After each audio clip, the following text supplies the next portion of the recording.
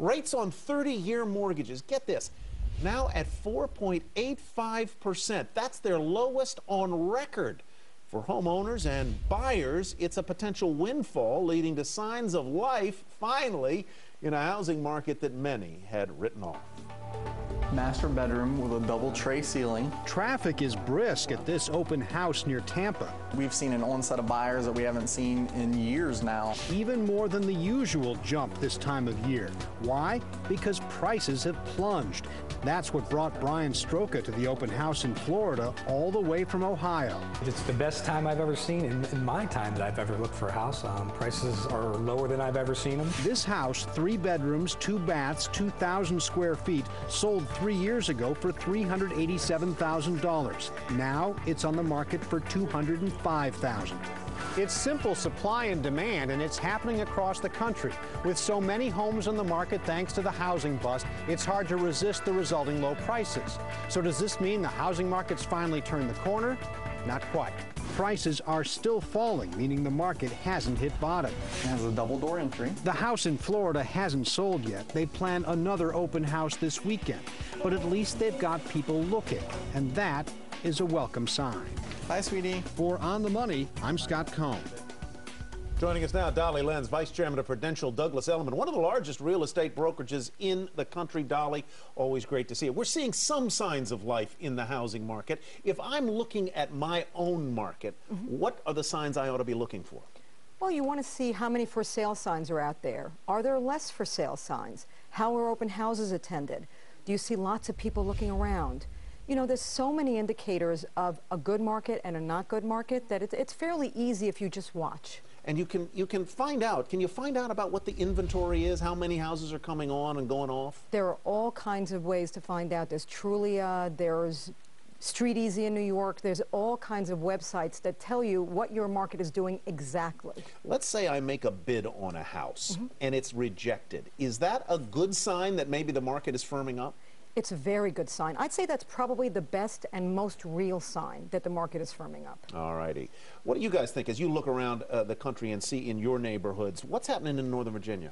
Yeah, you know, we are right outside the nation's capital, and so a lot of what we've seen isn't that huge onslaught of the just prices going down precipitously. So a lot of our clients aren't necessarily feeling that type of pain. But what's amazing, though, is that they are able to actually refinance now. And because they can refinance, what they're seeing is that they're taking the same payment they were making before, but now they're putting more towards principal, so they're in a much better position. These mortgage rates have come down. Are they drawing people into the market in Chicago? Absolutely. There's a lot more people that are now starting to look at renting out their current places and buying the place that they see themselves in for the next 10 to 15 years, so that they're actually being able to take advantage of rental rates going up and then buying their ideal home. All right, let's open the money line, get some questions going here. First is Anthony in New Jersey. Anthony, good day. Tell us what's going on.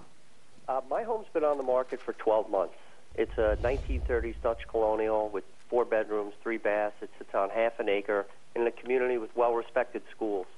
I'd like to sell it as quickly as possible, but what are the signs that the real estate market in my community is turning around? Dolly? The signs that it's turning around is, do you get more requests for appointments now than you did a month ago? Do you have open houses so that people can come in and look at your house?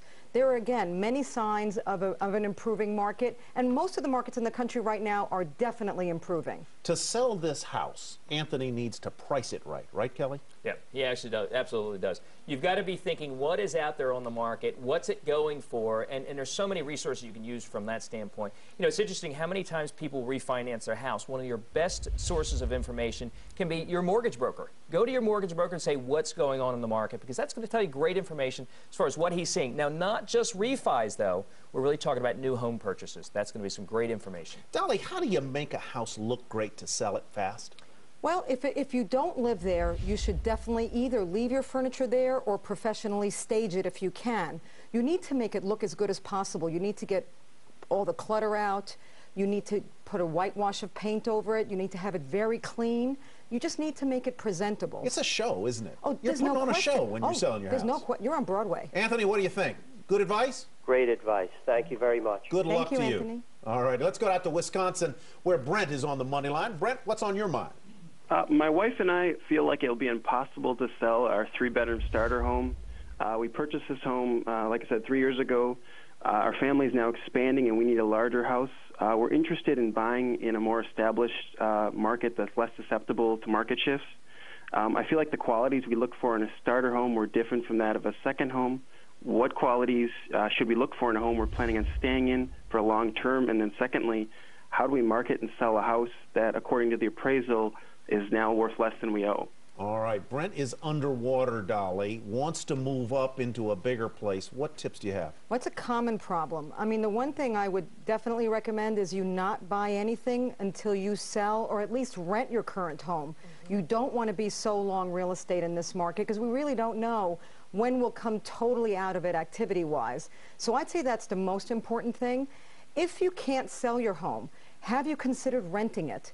It might be a good segue for you. You can rent it now, rent the home that you want to buy, maybe get an option to buy that home, maybe give an option to your renter to buy your home, and maybe it all works out in the end that way for you. This is, Julie, the kind of creativity that people have to do right now. Absolutely. It's not as simple as buy and sell, but as Dolly just mentioned, a good thing to do sometimes is to try and rent your home and with an option to that renter to buy it. And a lot of times when you have that option to rent, you can usually typically charge higher rental amounts than you normally can because you have that option to buy. And Kelly, the other thing is, I think a lot of people probably think, I've got to leap in and buy right now. But as Dolly, you point out, a good way to find out whether you like a community and like the housing there is to rent for a little while first. Yeah, renting is going to be one of the best things you can possibly do because then you really get the flavor for the neighborhood, the flavor for what's going to happen, and how you're going to like what you're ultimately going to own. The one thing I'll say, though, that I want to definitely add in, Tyler, is that if they do go ahead and rent their old house to someone else, make sure, no matter what, that they've really focused on getting the right renter. Make sure they've got the credit worthiness. Make sure they're going to be able to make the payments because you could still end up being in trouble in that state. Brent, you okay with all this? Sounds great. All right, good luck to you. Thank you, Brent. All right, let's go to Alan in New York on the money line. Alan, what you got? Well, I decided to rent instead of buy in a condo building here in Manhattan, and I'm wondering if I made the right decision or made a mistake. I made an offer on a condo that was originally priced at $1.5 million, $1.5 million, but my bid for $1.3 million was approved, and I considered buying the condo. The condo is located in a sought-after new construction building with lots of amenities and attractive views. And my question is kind of two-part. How much further do you think the real estate market will fall till it hits the bottom? And will the prices, when it does hit bottom, snap back immediately? Or is it more of a taking years for the market to recover? Nobody knows this better than Dolly. What can you tell them? Well, first of all, I love your building. I think you made a great move. You are the genius for going into rent first. I think that is perfect. I think it's always a wise thing to do first if you can. I think the market will not go up immediately. I think it'll be a little while, and it'll be in stages. You'll have plenty of time to jump back into that purchase market, and you'll be all the wiser for it and for having rented. Dolly, do you need, if it's a new construction building and you're buying from the developer or the owner of the building, what do you need to learn about the financial stability of the building and the developer before you leave? Well, the first thing is hopefully, well, I know his developer is the best developer in New York, but hopefully it's... Good for him. Way to go, Alan. Exactly. All right. Well, hopefully it's not a new developer, some newbie who was a diamond trader last week, and this week is... Well, you'd be shocked how many there are. Yeah. So hopefully it's not that situation. And you want somebody who's done a lot of buildings. You want to visit the buildings they've done before so that you know they know what they're doing. They know how to build a building. They can deliver the service and the building. Julie, quick advice for Alan, any? Well, I just think you have to position yourself to be lucky and make sure it's a place that you want to stay in the long run. Kelly? Yeah, I would say if you're going to be doing some financing, let's say with, or you're going to be buying from, let's say, an owner that's not a developer, look at what's going on with the building. Look at their motivation to sell, because you may be able to do a deal with them that may be better than just buying on the market. Alan, thanks very much. That seemed to work all right for you? Yes, great. Thanks a lot. Great, Terrific. Alan. All right, Dolly's going to be back with us for tonight's Web Extra.